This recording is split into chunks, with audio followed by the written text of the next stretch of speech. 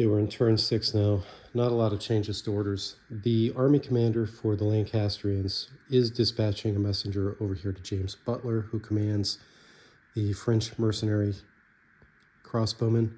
The order is for the crossbowmen to stand fast and start peppering these guys with crossbow bolts. So that's the only change, since they fire directly. Once this Irish kern moves forward, he'll be able to fire into the middle. He did not tell him to concentrate his fire.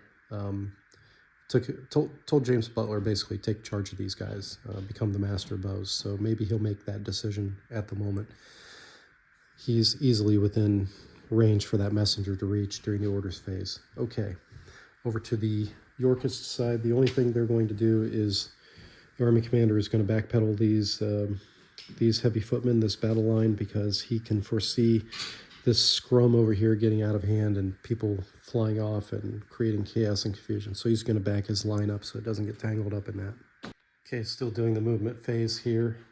Down on this end of the board, I like how the skirmisher rules and the retirement rules, the bounce-off rules are kind of working together here. So these Bretons with javelins are continuing the general advance onto the far side of the Roman road. These guys did not come into range. These guys completed their retrograde movement, did the about face, and still had 1 inch of movement left and moved back toward. But still, there's more than 3 inches here, so no weapons fire, no contact here.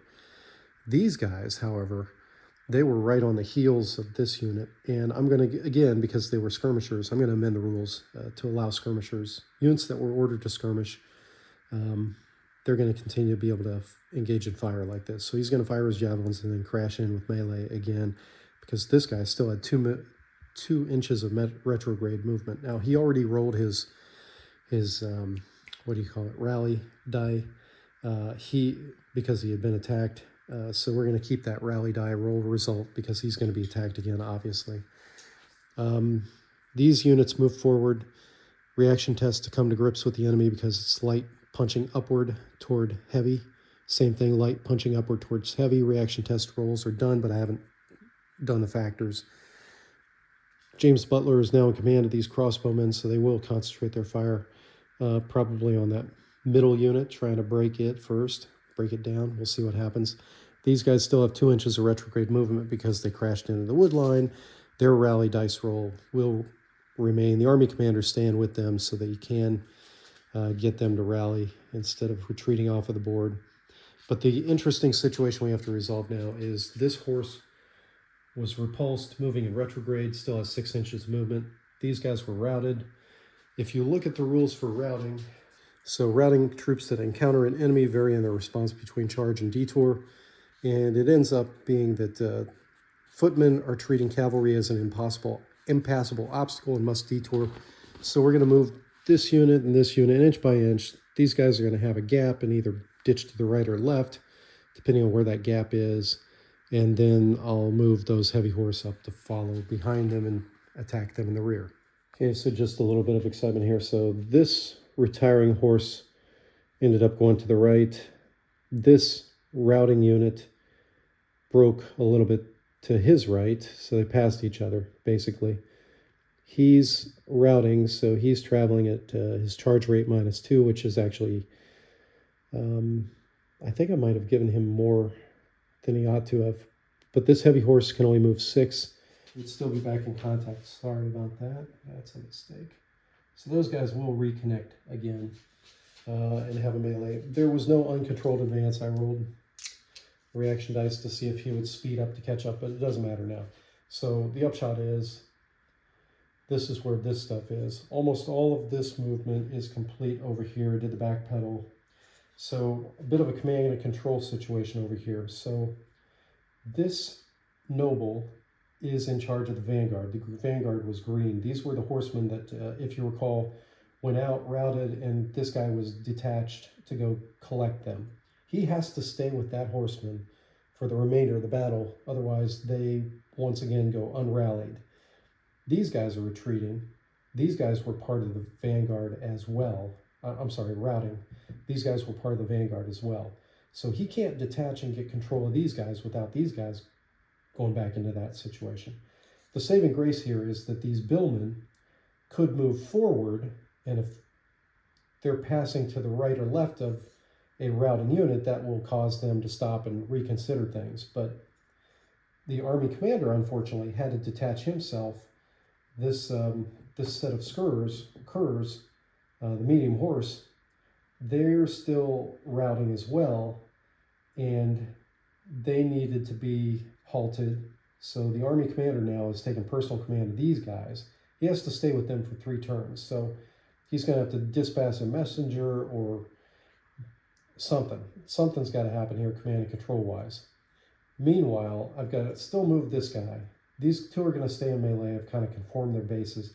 This guy's got to move, and then I got to complete the sweep here, and then I'll be done with the movement. Quite a lot going on, but it looks like the Lancastrians have this in the bag at this point. So wrapping around only happens when there's a charge and there's charge movement remaining. Then you can wrap the flanks.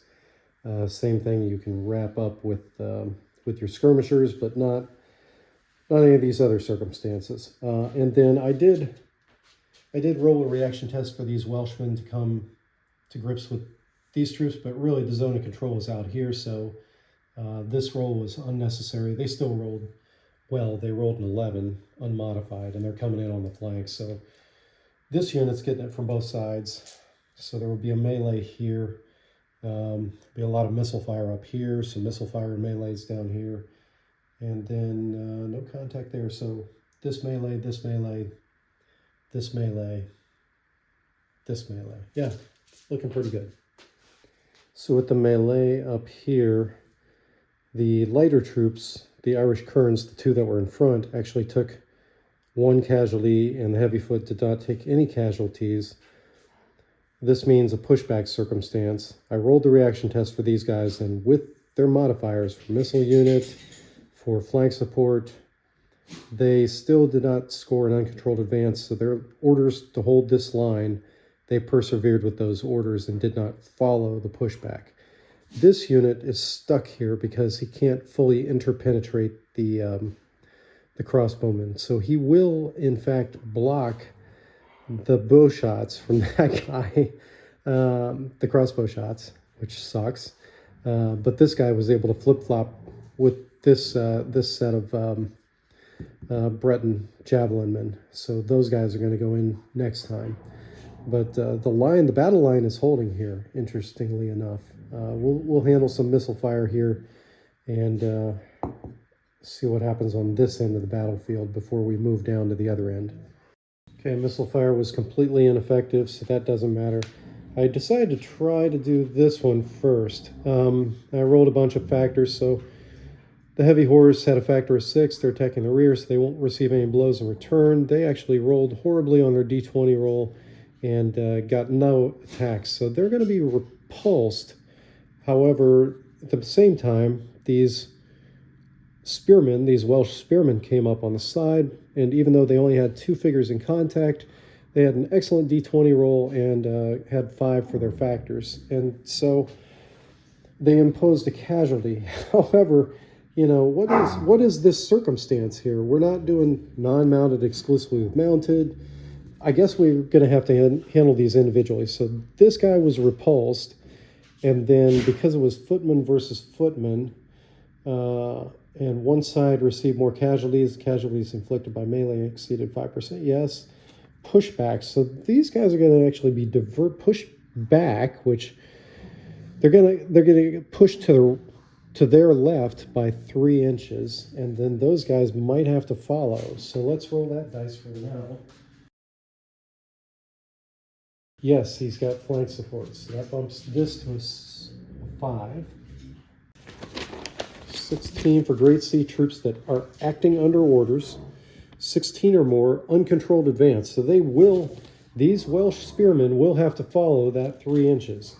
Bizarre, but not totally bizarre, but it's wild how the battle goes not how you would expect it, for sure, in this game. And not outside the realm of reason. So there's, like I said, there's a lot of nuance in the game I like. It's just it takes too long to get to a combat result. We're going to go ahead and handle the crossbows. I'm just treating this as 10 men in the front rank. So I did one roll for random factor, and then they've got the master bows. It ends up being total factors of 4, but 10 men firing. 10 men firing, total factors of 4. That inflicts a casualty on this unit in the middle here. Had we inflicted 2 casualties, then we'd be talking about a reaction test, but it's just 1 casualty in the middle. So this cavalry melee here, factors on both sides ended up being 2 for various reasons. The dice rolls both were about the same, 11 and 12. Unfortunately, because it's 5 figures in contact. And, oh, I forgot to add in the factor for the horse. Hang on. Heavy horse versus heavy horse. Hang on. I forgot something here. Heavy horse versus heavy horse is going to be 2, so that's going to bump that up to factors of 4. So double check here. Figures of 5, total factor of 4 is going to be 10. And again, both of them rolled over 10, so no casualties on either side. This is another circumstance where the melee is going to stack up into a 3rd turn, and then we'll see what happens.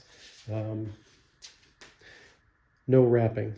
For a medium horse versus medium horse, again, nothing happened. So the second round of melee, no result. So we're going into the 3rd round of melee for that. Overall conclusions here at the end of turn 6 is that Lancaster, I think, has this in the bag. They will possess the crossroads. They won't be able to be pushed off of it just because of the way things function, the lack of horse, the congested nature, no ability to charge and push people off the crossroads. So yeah, I think at this point it's going to be pretty clear that Lancaster will win. It's just I don't want to play out the remainder of this. Yeah, you've heard my other comments. Look for version 1.44 of Men in Metal with some minor corrections, and then version 2 will create a new and streamlined combat reaction system.